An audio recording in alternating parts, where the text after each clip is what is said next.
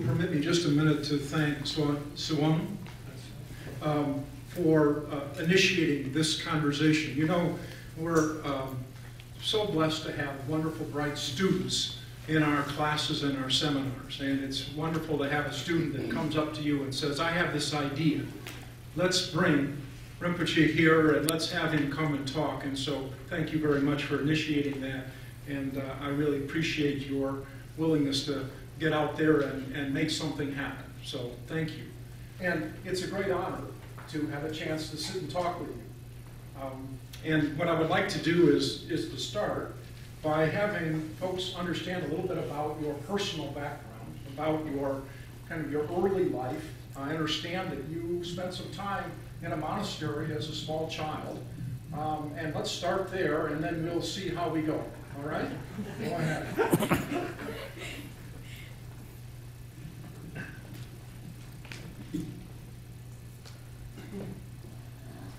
Thank you, Professor. And I think I can call you Paul because we spent quite a deal of time today together. So yes, I also want to thank Tsewang for the initiative. He, I think, wrote to me almost a month or maybe even more, with idea and if I would be interested. And I almost immediately responded. To be very frank, I wanted to get back to this city, this university, because this has in a way a very special meaning to me. Even way back before the program was established here, I used to be a regular visitor at the Carter Center. In fact, tonight I think in our conversation it will come up again. But when I was given the task to reach out to Chinese, President Carter was one of the first person that we got in touch with. So I had the great honor of working with President Carter and his office for many, many years. The other thing is obviously to actually meet with my friend Geshe Lobsang Yigi. I really have a tremendous respect for him. And even today, I felt that a single person can make so much difference. He has brought all aspects of the vibrant Tibetan civilization, to this university, to this part of the world. But I know that he would have not been able to do it single-handedly, because I know from my own experience that it is always teamwork. What we know, what I know is the great work that he has done, but I also know, and he is always reminding me of the friends who stood by him, who were generous to him. So I just wanted to, again, thank you all who have been working with my friend, Geshe Yigi. But in a way, also, I feel this is also our gift to you, to be very frank. No doubt, it is of immense gratitude, but the fact that with your help, with his hard work, we were able to bring this vibrant, this great civilization to share with you. But one thing very unique about, I think, this program is that in the past, I think we, His Holiness and all our, my friends, the number of scholars here, we kind of came and we shared what we have. But we were not that smart in taking back from you. So this program, Emory Partnership, is very special because of the program that we have of having many of the Western scholars, scientists to go over to our universities and to share your wisdom with us. So that, I think, is of extraordinarily importance. So I wanted to, again, thank you all, and also once again say that, Geshe, you have really done, wonderful work here. And then just finally, it is really honor to be having this conversation, because when someone mentioned the format, I said that's really good, because quite often I run out of ideas, and then sometimes I talk too much. So if it is format where we have a conversation, I think it may be a little less boring for you. And also I was looked after so well. Professor took me for lunch, Then Geshe-la took me for big afternoon tea, and then we just had a lovely dinner. So I'm a little bit exhausted, not because of the work, but I've been eating and drinking so much. But I hope you will wake me up. Yes. Thank you. And we had mentioned, as we were talking earlier, about your life Yes. before you became a diplomat. And I think if you can outline some of those events, I think it helps understand where you come from and how you look at things.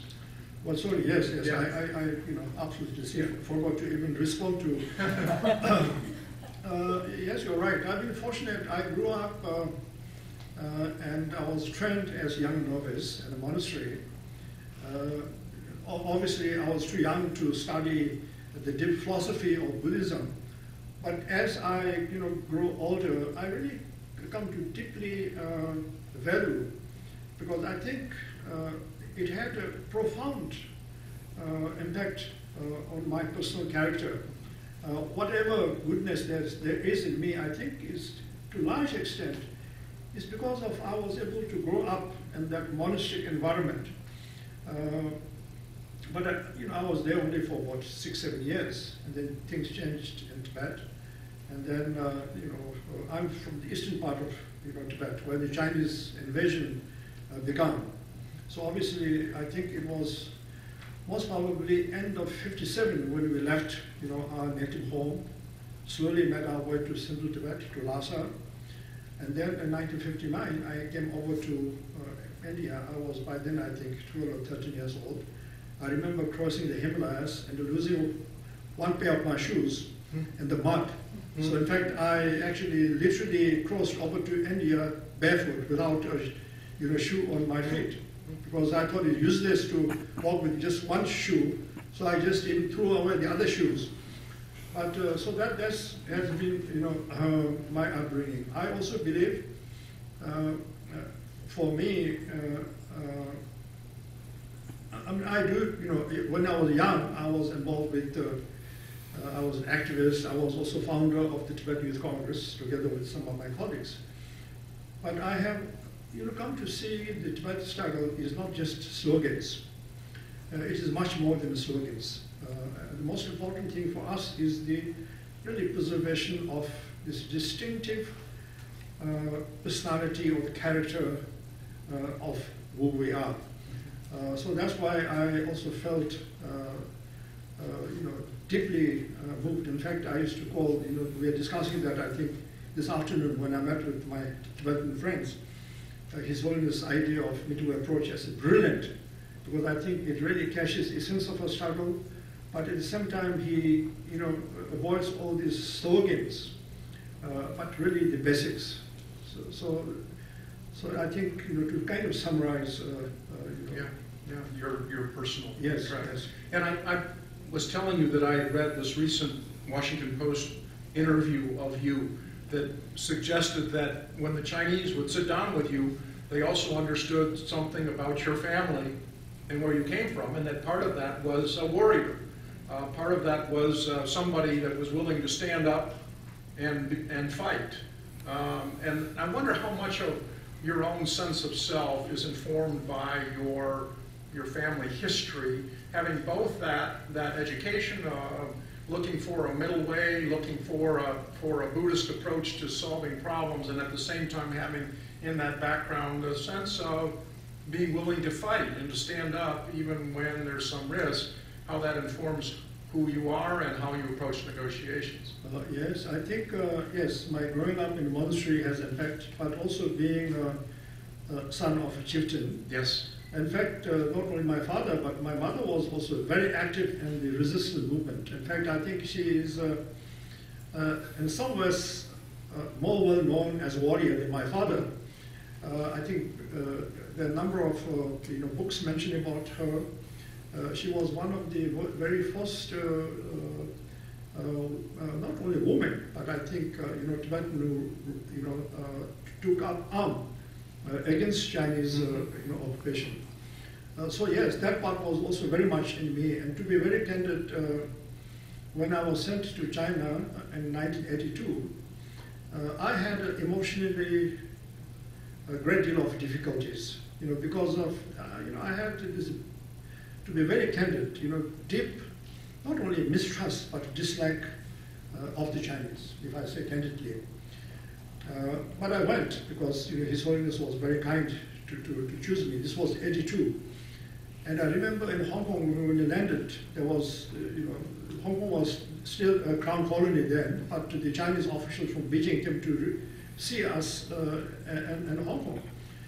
So I was really struggling, whether I should even shake hands with my Chinese counterparts. Somehow I felt as if I touched them, it's almost like a betrayal of what I believed in, and also flashback of my own grandmother and grand aunt, and my own elder brother, who actually died in very tragic circumstances. All that emotions came to me, and throughout that first visit, 1982, I was very, very uncomfortable. But something profoundly important happened. I came back to India, and then I went to a place called Panchgani to a conference organized by Mahatma Gandhi's grandson, one of the grandsons. And there I met, she was then young, I was also young. Now she may also be a middle-aged woman. But Chinese Malaysian, she was from Malaysia, but she was of Chinese origin. And so I spoke about my trip to China. And then from the back of the room, she was much smaller than me, rather quite a tiny woman, came over to me and she hugged me and she cried and she apologized. At that time, I felt very, very small. Even though physically I was much taller, she was far, I felt, she was far taller than me. I just understood it was very important because I really understood that it has nothing to do with the Chinese as a people, Tibetan as people. It's the policies of the Chinese government. This young, girl from Malaysia, she was third generation. Her I think, parents came from China. But she had that strength or that to come over, hug me, cry, and apologize. So, incidents like that. In fact, I used to, and I think I wrote somewhere that if ever there's ever a breakthrough, or if I have made any concrete contribution, I owe to her a lot. Because it's one thing for you to go there because you've been told to go and recite what you have been told to recite, but it's different for you to really, put your heart into it. So that was, the turning point. I thought I would share that with you. That's right. Let me turn a little bit to the process. And we talked at lunch a little of how it is that you prepare for that first meeting. Take us back through what steps the Dalai Lama's involvement early on, the negotiation position and your vetting of it, and how you went through, how you were going to present your first proposal to the Chinese. Well, first of all, our whole effort to reach out to Chinese is a single-handed effort by His Holiness himself. To be very frank, he was, I think, surrounded by all people skeptical.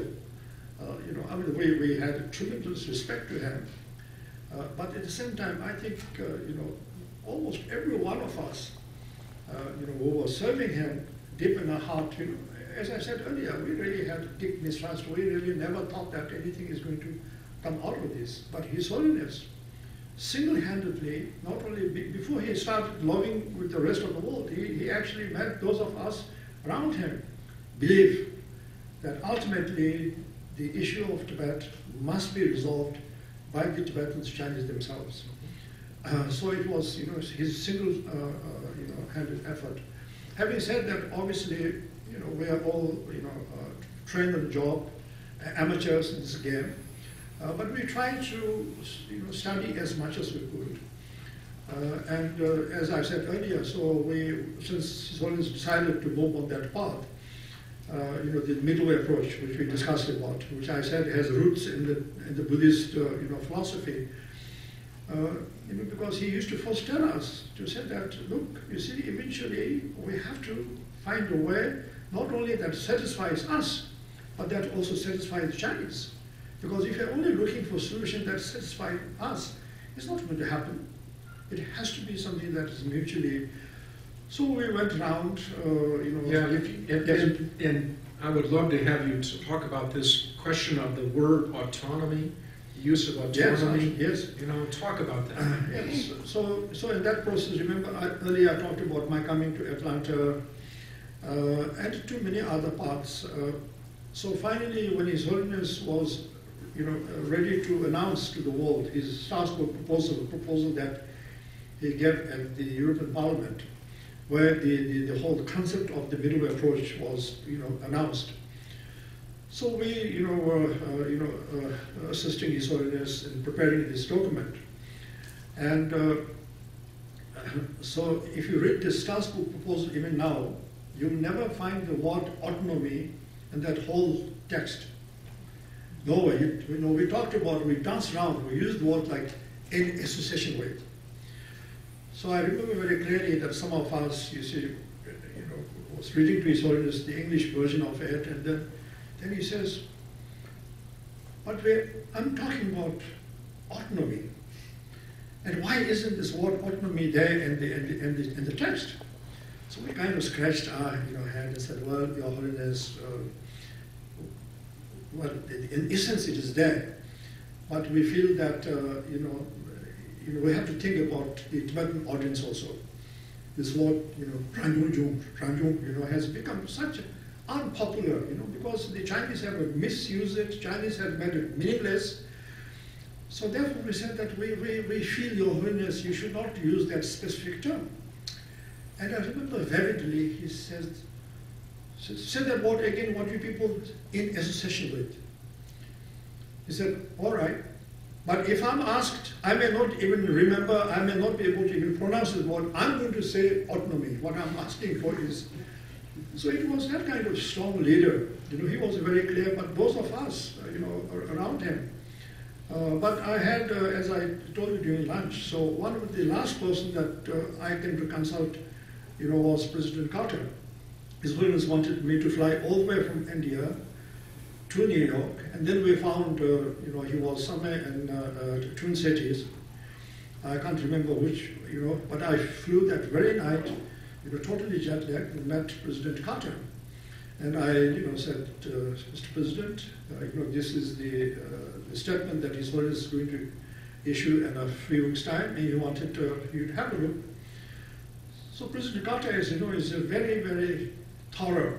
I mean, if it is his strength, also sometimes, remember, he was sometimes criticized for, micromanaging too much, his presidency.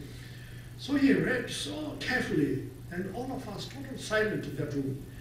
He read it very carefully. I think it was about 9-page, single space. And then he again went back to the first 3 pages, and he read it again.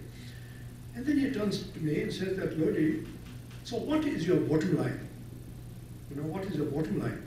I said, Mr. President, this is our bottom line. Then Carter looks at me with kind of, with big surprise. He said, if this is your bottom line, this is not how you should say it.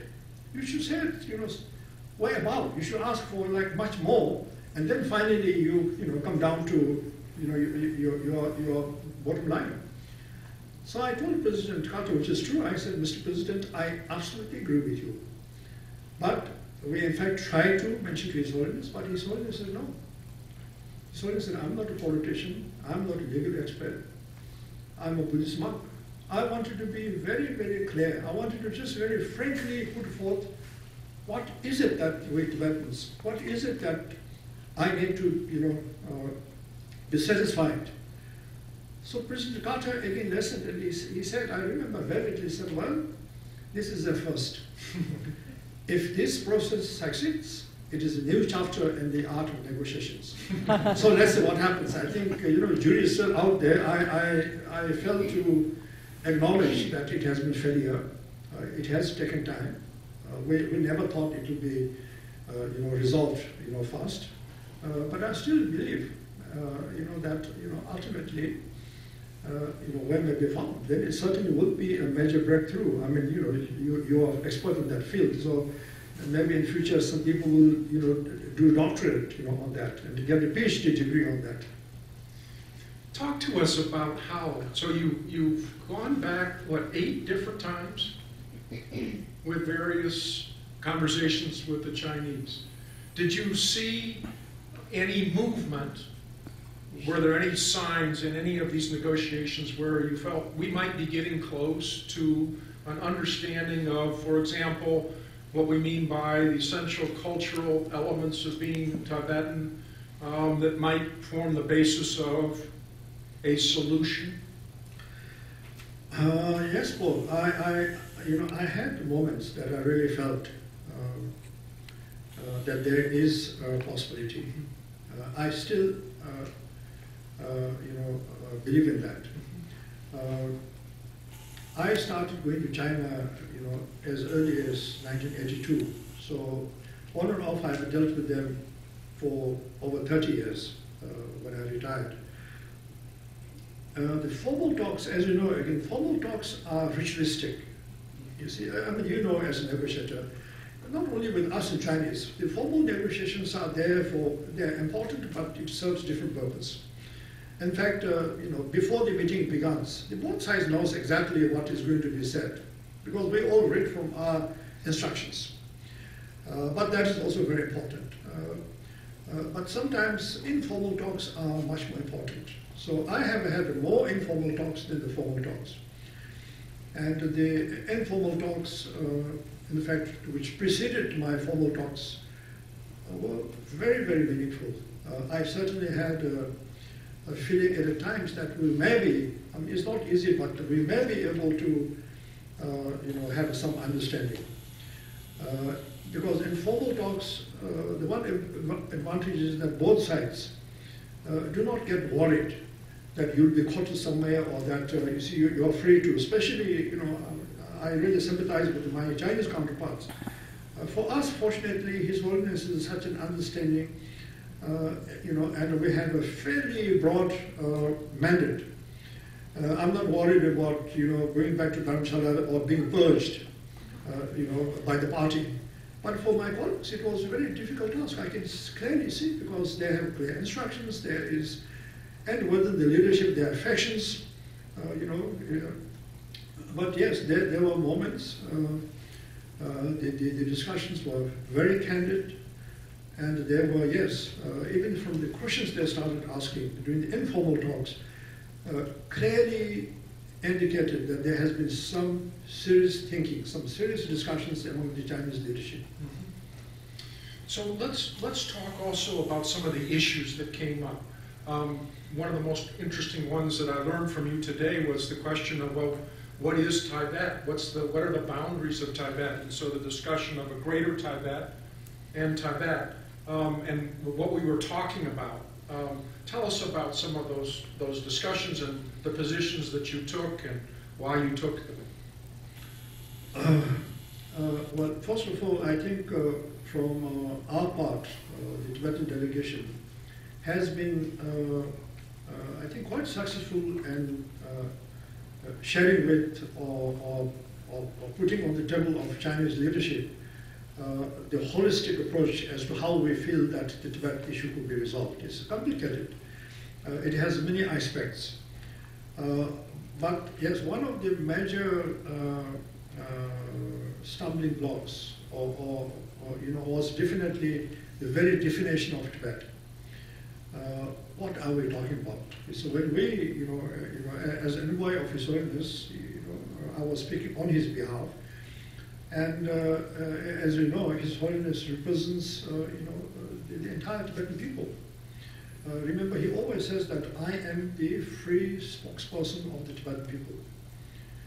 So therefore, he was not just talking about the Tibetans who are in the present Tibet Autonomous region, nor was he just talking about the Tibetans who are in other provinces, of China. So therefore, this is our instruction, our task. In fact, we had three very clear, very, very specific and very clear instructions. Beyond that, I think we had a fairly broad mandate.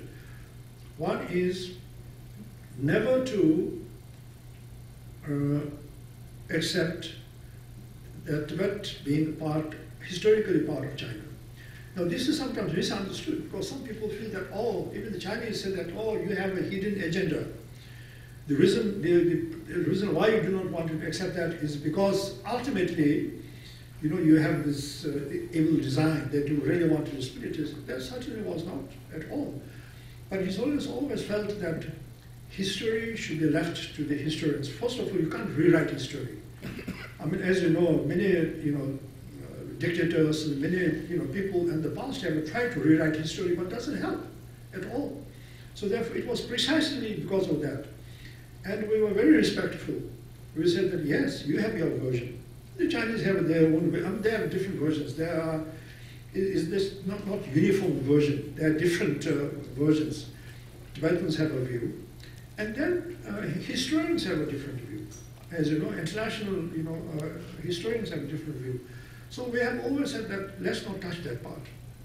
Because going back again, I remember candidly many times telling Chinese, let's not go back.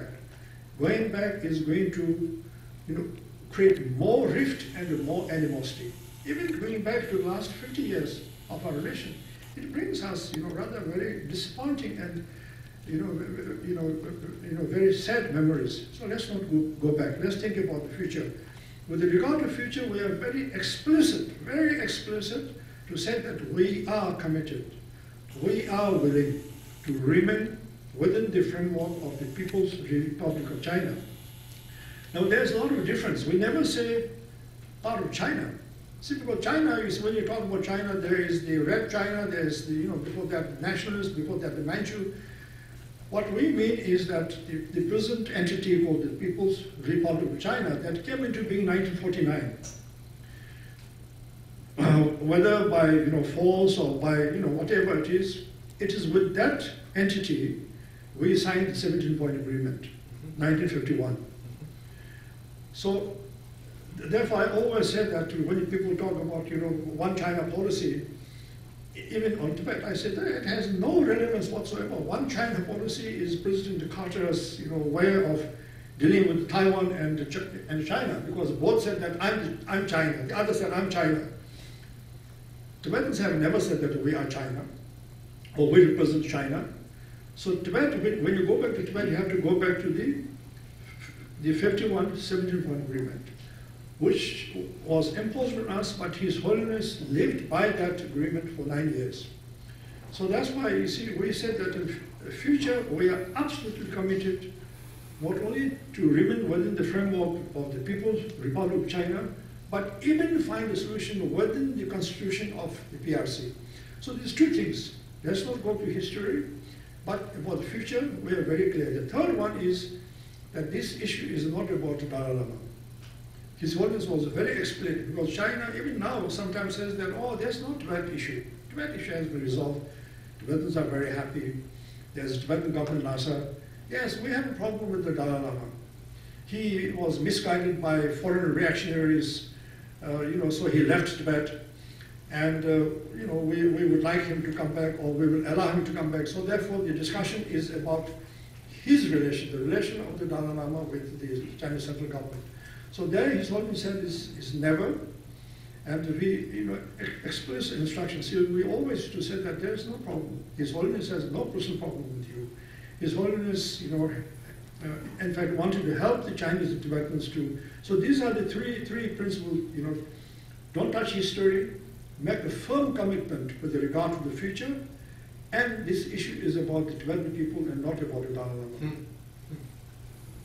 Now, of course, part of that question of what is Tibet, Tibetans, important, government officials, important religious leaders, all gathered together in Bodh Gaya, and made, I think rough translation, like a grand oath. Everyone said that we now, pledge our loyalty to you, Your Holiness, as the single leader of all the Tibetan people. Henceforth, our struggle will be a common struggle. Our struggle will be for all the Tibetans, not just for. So even to understand the middle way approach, even to understand. So therefore, yes, His Holiness has the moral responsibility, historical responsibility to speak on behalf of all the Tibetans. That has been one of our tasks. And this has been complicated, even with President Carter, if you don't mind, I wanted to share it. So I came here many times, and then he went to China. And he was supposed to bring up the Tibet topic with Chinese leaders. And I was supposed to meet him in London. He told me exactly when he'll be back in London from China, and I was supposed to go over to London so that he will debrief me. But that call never came. And I knew that, and I knew from the media that he was already in London. And I tried to get in touch with his staff. They were kind of very, I felt that something has gone wrong. Something has gone wrong. So I couldn't go over to meet him in London. He then never called me. And it took several months. I made a lot of effort. And finally, His Holiness came to, United States. And then, we went to see Carter. And Carter was quite upset with us. We went to Glens, to his home, to his very, I was really impressed. A former president of the United States and a very modest, little house. It's really very impressive, you see. But anyways, so he, with a great deal of disappointment, he said that to His Holiness, and pointing finger at me, saying that Bodhi never briefed me thoroughly. I was put in a quite embarrassing situation with Deng Xiaoping. Because when I talked about your proposal, Deng Xiaoping himself took out some map from somewhere, and with his kind of thick finger, told President Carter, you know what the Dalai Lama is demanding? So I'm sure with his, kind of thick finger, he kind of drew a line across the maps. The Dalai Lama is demanding all this, to be his domain, which is about 1/4 of China. So I don't blame President Carter, because he was ready, he was taken back. He was not prepared for that rebuttal. And he felt, very unhappy with me because he felt that I have not thoroughly briefed, which I know was true. But on the other hand, you see, many of the documents that I have shared with Carter Center obviously had all the information. So I'm giving you that illustration, this whole idea about what is Tibet, is very complex. Even till now, I know President Carter and some of our friends have some, difficulties with that. But if you understand how His Holiness is putting forth, then you will understand. He's not talking about territory at all. He's simply saying that I'm speaking on behalf of people who identify them as our people, Tibetans, with common culture, with common heritage, with common dream. I'm not talking about territory, I'm just talking about the preservation of their identity. So when you look at that, even the Chinese, you see, during our discussions can never challenge the concept that we are same people. But it's complex, yes. Yeah. And if you had the map, we could have had a more interesting discussion. That's right. And and then it was interesting to me that the idea of a kind of a Vatican in the Western world, the notion that what you would have then is maybe a solution that distinguishes the formal governance of Tibet, maybe leaves that to the Chinese, and then sets up a kind of a parallel governance of a cultural, religious nature that rides in parallel, whether that might be potentially a middle way. What's that idea, that kind of idea? I think it's been proposed. Has it been discussed? And what's your position about that? Well, they can, if there is a political will. At the moment, I think the Chinese leadership lacks the political will. If there is the political will for them to seriously look for a solution, there could always be, middle way or the middle way. This is my personal thinking. There could always be middle way or the middle way. Yes, we have discussed, I think,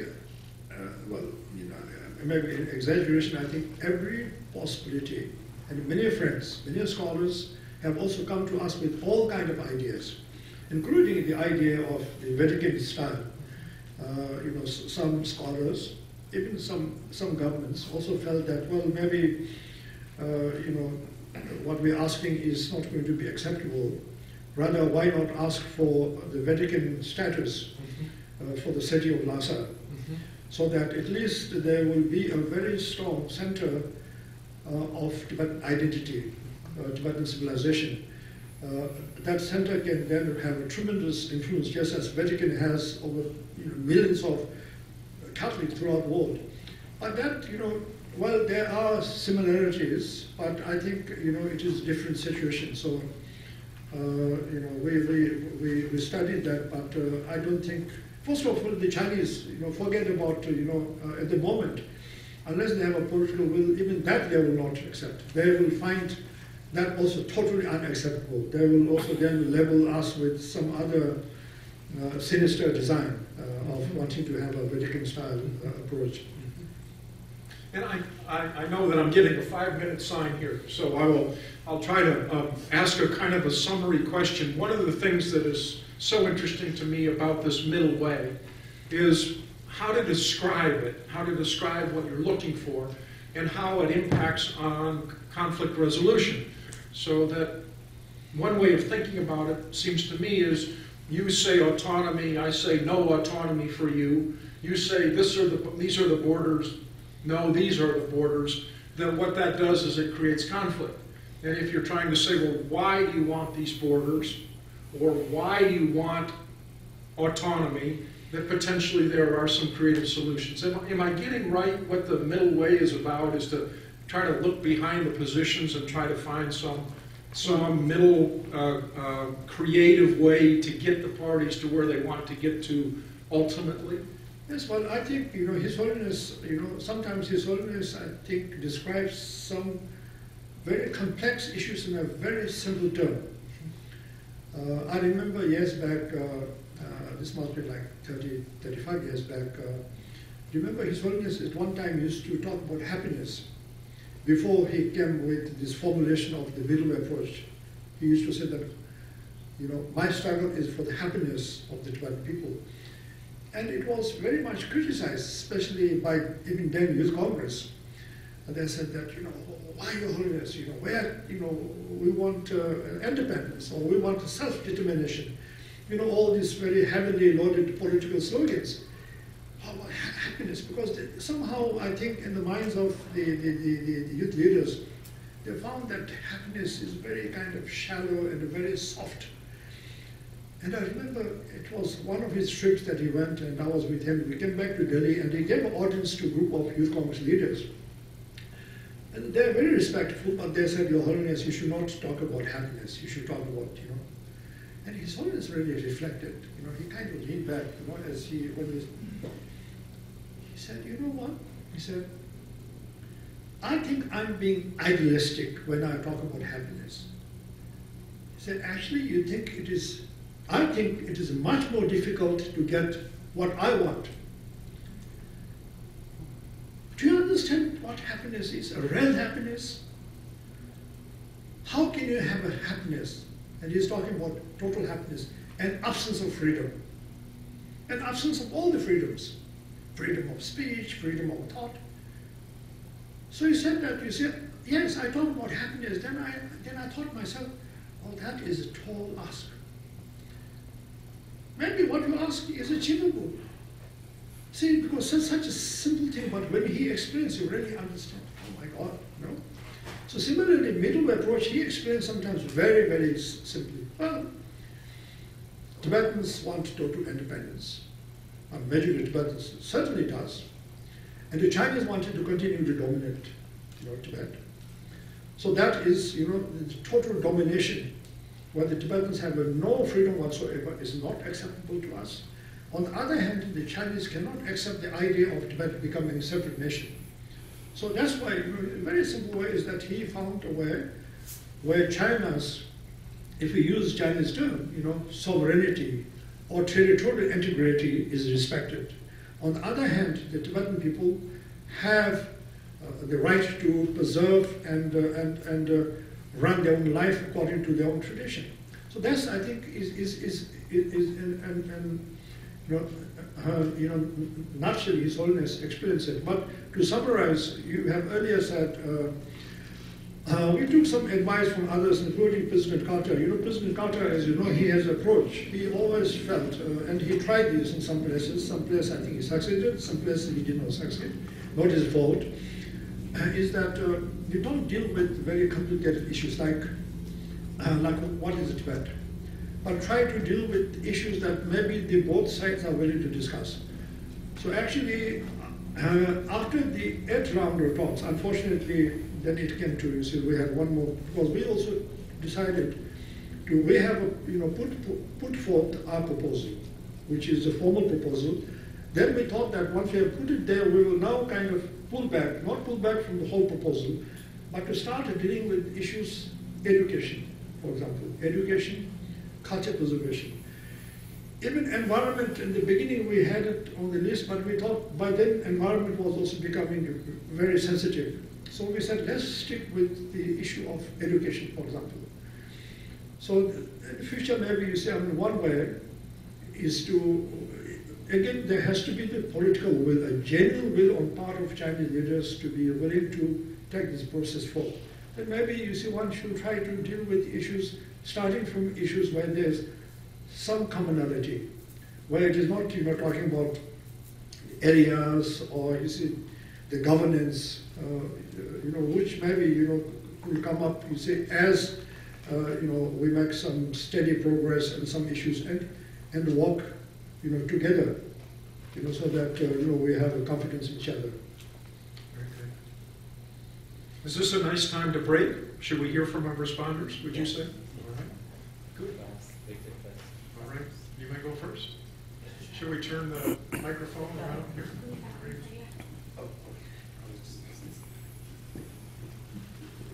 Good evening. As Geshe-la mentioned, my name is Richard Zwier. I'm a senior here studying economics and math. I really want to thank Emory Tibet Partnership, especially for Geshe-la and Tsewang for having me here to talk about and share my experience. And also, it's really a great honor for me to be a responder for the conversation between Mr. Lodi and Professor Zwier. The reason why I said it was a great honor because had I seen me sitting here when I was a freshman, I would have been really thrilled. Because the reason is that my view of this China-Tibet relationship back then was totally different than what I have right now. So for my response, I'm going to talk a little bit about my experience about the China-Tibet Initiative, because it's not just the reason why I'm here today, and it's also I also hope this can be like a reference for other Chinese to actually rethink about this approach to the conflicts between China and Tibet relationship. As an international student, before I came here, all that I heard from newspaper, from news media and textbooks was that some exiled Tibetans, they're really hostile to Chinese, especially Han people. So before I came here, there was already a pre-installed idea in my mind that I should not talk to them because they're not friendly. And that's why when I first came here, I saw all the monks in red robes. I was just like, no. No eye contact, nothing. But one day, now I think back, it's kind of like a random opportunity that one of my friends, he's also Chinese, his name is Barton Chen. He's right now studying Tibetan studies in Colombia. So he dragged me to a dinner with one of the monks. His name is Nawang. He used to study here under the scholarship program. That changed everything. I still remember after the dinner, we agreed to have a further conversation at their apartment in Thailand. So I remember this was a Saturday, really sunny Saturday afternoon. We went to their apartment, and I feel like it's just a total surprise for me because they're really friendly to us, and also their lifestyle is just not the same because all I imagined before was they were really religious and their lifestyle would have fundamental different with us. But I saw them play Tunnel Run on their iPad. They watch Netflix. I was like, that's totally the same with the rest of us. And that really got me interested in talking to them. And at that time, I feel like all the pre-installed that idea or all the thoughts, they just suddenly just faded away. And then I think for like Nawang and the rest of the monks, they have this maybe a similar thoughts with us, because we actually approach to them like the rest of other Chinese students. So under like the mutual agreement, we wanted to form China-Tibet Initiative. So after we formed the club, we had a lot of programs, a lot of events, we celebrate Losar and Chinese New Year together, and we have Tibetan food together, and we always went to Beaufort for Chinese food. So after all these things, I feel like as a Chinese student, there's something that we can find far greater than politics. There's something that, because at the end of the day, we're all human beings, and there's really it's not really necessary for us to have that thought in my mind, because I've been there, and I still remember like one time we had like an info session, and there were some Chinese students. When I introduced the club, when I talked about my experience, first of all, they looked really confused to me, and they're like, why are you doing this? But then again, we talk more, we have more communications, like things are just different. So what I really want to say is just for the conflicts, there's something like, it's definitely, there's a way to kind of find the common grounds, to, find the common interests. Like I said, there's definitely something that we don't understand each other, and there are differences that we can't avoid. That reminds me of the former premier and also the founding father of Singapore, Mr. Lee Kuan Yew, who just passed away 2 days ago. I kind of want to borrow his idea. I remember he said, it's really unrealistic to say human beings are all the same. They're all equal. It's unrealistic. So when I talk about Chinese and Tibetan, there's definitely different, because after thousands of years of civilization development, there are definitely differences. But what we trying to do, at least for Chinese students, trying to do is to find the common grounds, find the common interests, and put aside politics just for one moment. Really find the common grounds, and from there you can really foster that kind of friendship. Because for nowadays, even now, we still talk to the monks in India and on Facebook. We like each other's pictures and all that. So in the end, I'm really thankful for Emory for this opportunity for me to change my mind and to open my eyes to see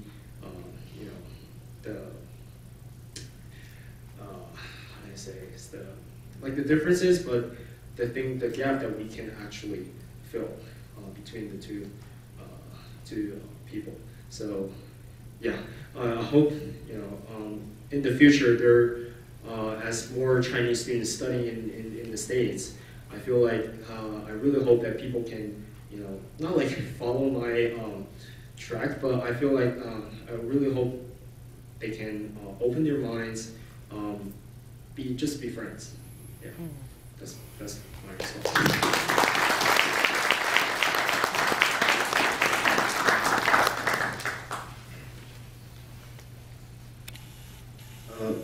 Thank you so much, Gyari Rinpoche and Professor Paul, for this very insightful and comprehensive conversation on an otherwise very complex issue of China-Tibet conflict and its dialogue process. And thank you, Richard, for sharing your personal perspective on that.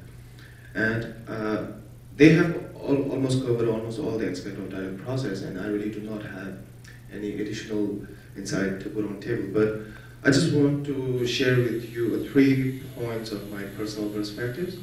And the first point that I want to share with you today is as a student of Professor Paul, and in his class of international conflict resolution, we have to do some in-depth analysis on some of the world's most pressing conflicts, such as Syria, South Sudan, Liberia, Uganda, and so on. So in the process of doing that analysis, I observed that there's a particular trend or particular phenomenon wherein the international community tend to pay more interest on the conflict where party deploy very violent means to solve the conflict, and they fail to do the same thing. They fail to do pay the attention on the conflict in which the party are really kind of peaceful and non-violent. And I totally kind of understand the gravity and intensity of these violent conflict, but at the same time, by not kind of giving the proper attention on these peaceful conflict resolution, I think the international community is committing two really grave mistakes.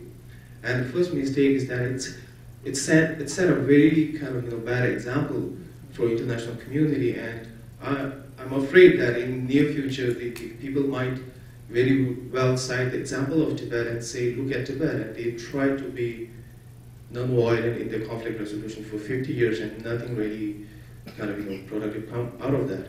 And the second problem with this particular trend is that it's kind of implicitly encourages the kind of the party to be more violent in order to garner more attention, and kind of it also discourages those people who are really committed about the kind of the peaceful and non-violent way of conflict resolution.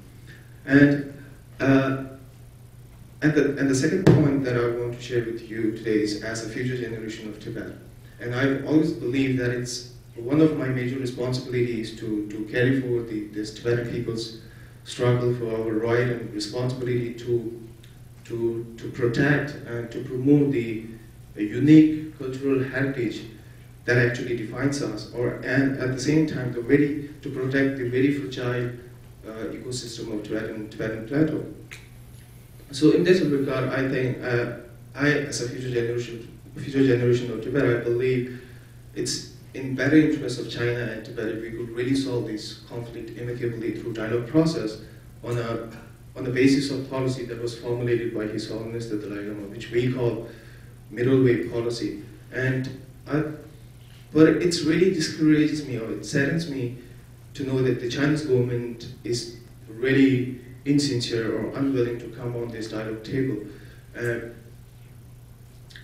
However, I think there's also another level of dialogue that is happening, which is second-tier dialogue process, wherein the Tibetan people and Chinese people kind of try to talk each other to kind of to build a friendship. And the closest example that we have here at Emory is the student organization, which is Chinese and Tibetan Initiative, and I'm really thankful for Emory University for being a host to this very important student kind of organization.